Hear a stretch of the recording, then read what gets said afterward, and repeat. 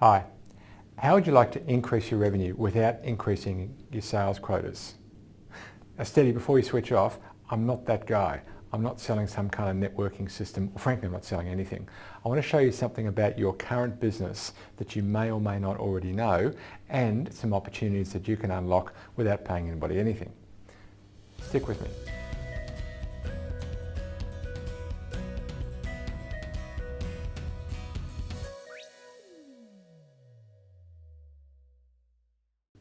Well, the answer is really simple and probably obvious. You need recurring revenue. Recurring revenue comes from sales of products or services that people want to keep on buying. Now, given that it's pretty obvious, today's show is going to be fairly quick, but I want to make a very quick case for recurring revenue.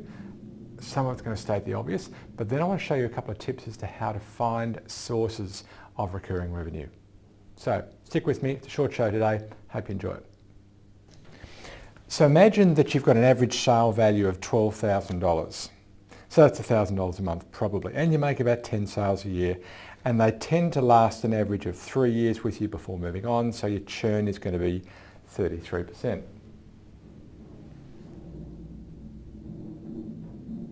Well, if that's the case, then clearly every year if we sell the same amount, $120,000, then our revenue is going to grow to 120, then 240, then $360,000, right? Well, almost. Remember, we have to allow for churn. If customers aren't going to stay with you forever or be locked in a really long contract, then we have to allow for some kind of churn. I've allowed here for 33%, meaning they last with you an average of 3 years. So now we have to factor for that. So we're going to lose a third of each last year's revenue. So, for example, if the revenue in year one was $120,000, then sometime during year two, we're going to lose a third of that, or $40,000. If the revenue in year two was therefore $200,000, not $240,000, then we're going to lose a third of that in year three, and so it goes. Now, the point about this is that your revenue absolutely keeps on increasing as your sales remains flat, and that's kind of the point of the video. However, notice that it's not increasing infinitely. The amount of increase actually starts to flatten out. I can tell you that by year 34, I know that's a long time in the future, by year 34, you're adding $120,000 worth of first year revenue with an expectation that you're going to actually add $360,000 because it's 3 years worth of revenue. In other words, every year you have to sell $120,000 just to keep your revenue flat. So it's not an endless promise. You certainly get increases, but it's not an endless increase. So what do you do to keep the growth going? You rinse and repeat. Sell recurring revenue, get it going, and then find another recurring revenue stream to sell that. Where do you find sources of recurring revenue? The answer is not to drift away from your current strategy. It's actually to double down on it. Find new ways to solve the problem that you're already focused on solving for the market that you're already focused on solving that problem for. In other words, stick with the problem, stick with the market. Find new ways to solve it. Let me explain. Identify what it really takes to solve the problem you focus on solving.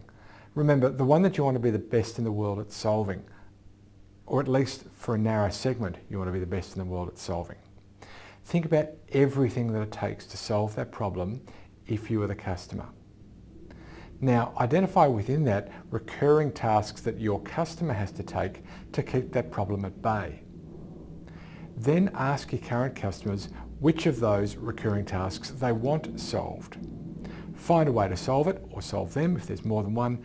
Test and refine with your existing customers before taking that to market, and then rinse and repeat. In your funnel plan, here's where you've identified the problem that you're going to solve. You've thought about several problems and you've chosen one problem that you're going to focus on solving and become the best in the world at solving. Now here is where we've described the market who most has that problem, and therefore the market that you're going to focus on, both the ideal client profile and the segments that you'll find those ideal clients. Now, neither of those are going to change. It's the same problem for the same market. At least I'm arguing that's the case. What you do want to add is a new solution element, and here's where we've described the solution. So in your funnel plan, change the solution to include recurring revenue components. And then of course, you're going to change that in the velocity. Hey, if you haven't already got a funnel plan, grab a free one to start with. Go to funnelplan.com, do it now. Go to funnelplan.com, get yourself a free funnel plan. It's free forever.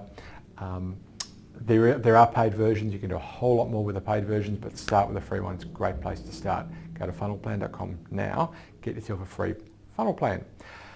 I hope you got value out of this week. I had lots of fun putting it together for you. Loads more lined up for next week, and until then, may your funnel be full and always flowing. Our thanks this week to Claudia Ivanka for production. My name's Hugh McFarlane, and it's been my absolute pleasure to have scripted and presented this week's show.